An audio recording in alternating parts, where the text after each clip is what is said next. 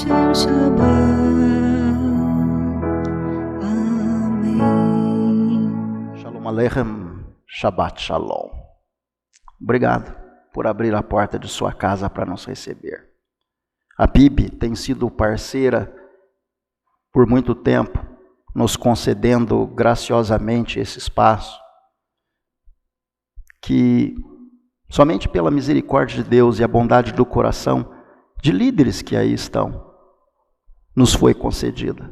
Por isso, Hashem, é a nossa súplica, possa abençoar a cada um de vocês por esta rica oportunidade e por esta porta que se nos abre de ir no Shabat, memorial da criação, aliança entre Deus e o seu povo, os descendentes de Abraão, de Isaac e de Jacó, e todos aqueles que são enxertados na oliveira através de Yeshua, nosso Mashiach, de anunciar as verdades do reino de Deus e a Torá do Eterno.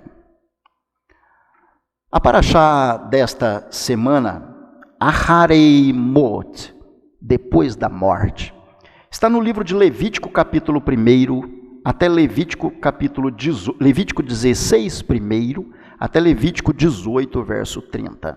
Alguns versos desta porção, paraxá significa porção, dizem assim, em Levítico 16: E falou o Senhor a Moisés depois da morte dos 2 filhos de Arão, que morreram quando se chegaram diante do Senhor.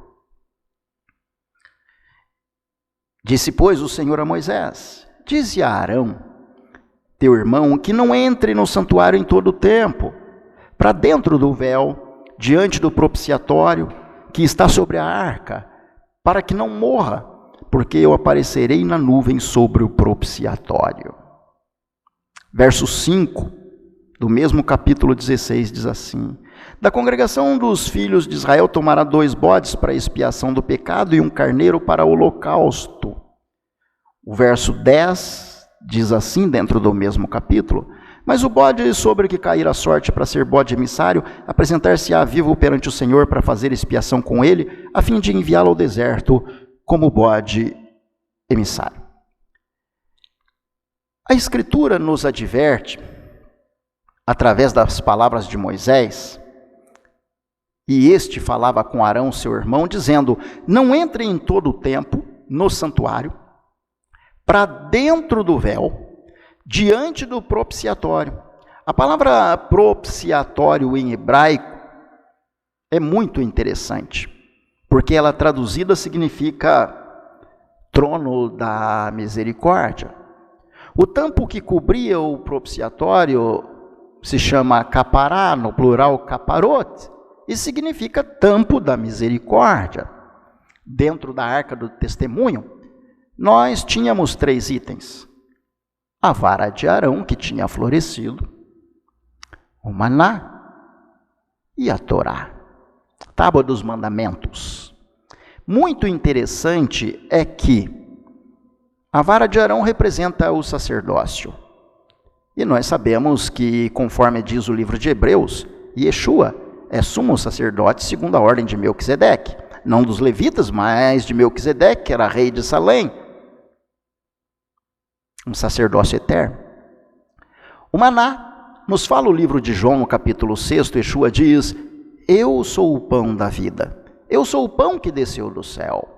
No livro de João escrito está: Vossos pais comeram o maná no deserto e morreram, mas aquele que se alimentar de mim terá vida, e eu o ressuscitarei no último dia. Yeshua é a nossa vida. Alimentar-se de Yeshua, que representa a Torá e estava dentro da arca do testemunho, é alimentar-se da vida, e vida eterna, e tendo o mantenimento da vida eterna dentro de nós, nos é assegurado na palavra de Yeshua a ressurreição no último dia. Quão importante é nos alimentarmos deste pão. O que mais nós temos na arca? A tábua dos mandamentos. Importante é que quando a lei foi entregue a Moisés no Monte Sinai, que significa o lugar, no cume do monte, se você ler o livro de Êxodo, Deus desceu numa nuvem e se manifestou a Moisés. No tabernáculo que foi construído anos depois, quando o povo já estava no deserto, nos fala a palavra de Deus que Deus se apresentava numa nuvem sobre o propiciatório. Você já observou essa situação? Na primeira circunstância, então, Deus se apresentava ao homem numa nuvem, Deus se aproximava do homem. Numa segunda circunstância, já no deserto, Deus ordena a Moisés, e através de Moisés aos filhos de Israel, que se construa o Mishkan, ou o tabernáculo, porque Êxodo 25, verso 8 diz: eu habitarei no meio de vós. Deus cria um meio para que ele pudesse habitar no meio de nós. Na primeira circunstância, na outorga da lei no Sinai, Deus desce até o homem. Numa segunda circunstância, Deus ordena ao homem a construção do tabernáculo para que Deus pudesse habitar no meio dos filhos de Israel. E Deus aparecia nessa nuvem sobre o propiciatório. O tampo do propiciatório, como já disse, significa assento da misericórdia. A palavra nuvem em hebraico tem a mesma raiz do nome de Yeshua, nosso Mashiach. Podemos entender então que Deus se manifestava ao povo de Israel através da nuvem. Você consegue entender? E abaixo daquele tampo, nós temos tudo o que representa o ministério de quem chamamos de Mashiach ou Messias. Nós temos o sacerdócio, nós temos o alimento para a vida eterna e que nos promove a ressurreição, que é o maná, e nós temos a Torá. Nos diz Shaul HaShaliach na sua carta aos Gálatas, capítulo 3, o seguinte ele diz, vamos ler aqui, Gálatas, capítulo 3, próximo do final do capítulo. Ele diz assim, em Gálatas capítulo 3, a partir ali do verso 19, alguns versos. Logo, pois, para que a lei? Foi ordenada por causa das transgressões, até que viesse a posteridade, a quem a promessa tinha sido feita, e foi posta pelos anjos na mão de um medianeiro, está falando da lei. Ora, o medianeiro não é de um só, mas Deus é um. Quem era o medianeiro? Moisés. Através de Moisés, a lei foi ordenada por causa de transgressões. Então a lei é boa. A lei, ela evita transgressão. Quantos há que dizem a lei foi abolida? Pense bem, se a lei fosse abolida, as transgressões estariam liberadas. O referencial que freia o homem no sentido positivo e o coloca numa situação ética e moral adequada diante de Deus, é justamente a lei que o protege de pecar e de cometer delitos que desagradam ao Criador. Por isso Shaul HaShaliach diz na sua carta aos Romanos, o mandamento é santo, justo e bom a aqueles que querem abolir os mandamentos, enquanto o salmista diz, a sua lei são todo o meu prazer. Então a lei foi colocada por Moshe. A lei é contra as promessas de Deus? De nenhuma sorte, o mesmo apóstolo responde. Se fosse dada uma lei que pudesse vivificar, a justiça, na verdade, teria sido pela lei. Mas, para que serve a lei? A Escritura diz, encerrou tudo debaixo do pecado, para que a promessa pela fé em Yeshua, o Mashiach, fosse dada aos crentes. Então, tem conexão a lei com Yeshua. Antes que a fé viesse, estávamos guardados debaixo da lei. É como se a lei nos reservasse para o dia da posteridade. A posteridade que nos daria segurança em relação à expiação, à redenção eterna e à salvação. De maneira que, verso 24, Gálatas 3, a lei nos serviu de aio para nos conduzir ao Mashiach, para que pela fé fôssemos justificados. Então a lei que estava dentro da arca, coberta com o propiciatório, onde os querubins estavam, de que forma trabalhava aquela lei? Aquela lei direcionava para a posteridade é o Mashiach. A obediência à lei promovia o encontro com Yeshua no futuro. A lei serviu de guia, a lei serviu de aio para nos conduzir a Yeshua.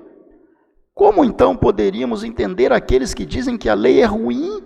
Ou que a lei foi abolida, se ela cumpria o propósito de apontar justamente quem nos traz a redenção, a vida eterna, aquele que tem o sacerdócio eterno pelas mãos de Melquisedeque, pela ordem de Melquisedeque, Aquele que representa o pão, não o maná que caiu do céu, mas o pão vivo que promove a eternidade e promove a ressurreição dos salvos. Tudo o que estava dentro da arca representa ninguém mais, ninguém menos que Yeshua, nosso Mashiach. Então,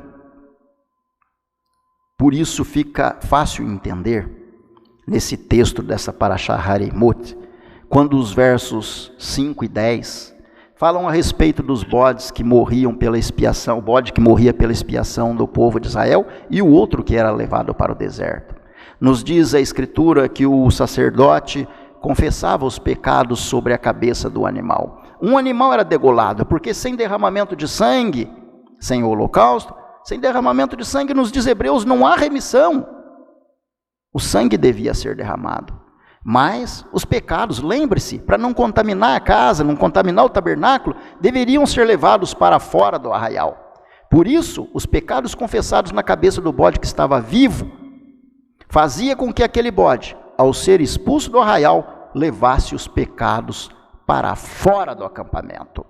É por isso que o livro de Hebreus, no capítulo 13, diz: por isso também, Yeshua, nosso Mashiach, para santificar o povo, padeceu fora da porta. É por isso que Yeshua morreu fora da porta. Ele derramou o seu sangue cumprindo um papel da expiação, assertivo de acordo com a vontade de Deus, se entregando e morrendo no lugar de cada um de nós. E ao mesmo tempo, conforme diz o livro de Isaías, capítulo 53, somente alguns versos, assim nos pontua: era desprezado e o mais rejeitado entre os homens. Homem de dores experimentado, verdadeiramente tomou sobre si as nossas enfermidades e as nossas dores levou sobre si. Está aí, tomou sobre si as nossas enfermidades, as nossas dores levou sobre si. E nós o reputamos por aflito, ferido de Deus e oprimido. Foi ferido pelas nossas transgressões, moído por causa das nossas iniquidades. Pelas suas pisaduras fomos sarados.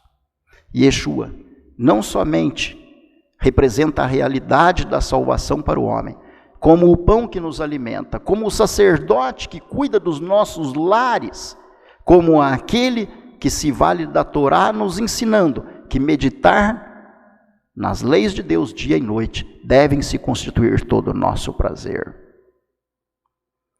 Que seja esse não somente o nosso conhecimento, mas verdadeiramente a prática de nosso coração. Que o Eterno sempre, sempre os abençoe. Shalom Aleichem, Lehitraot. Até a próxima oportunidade.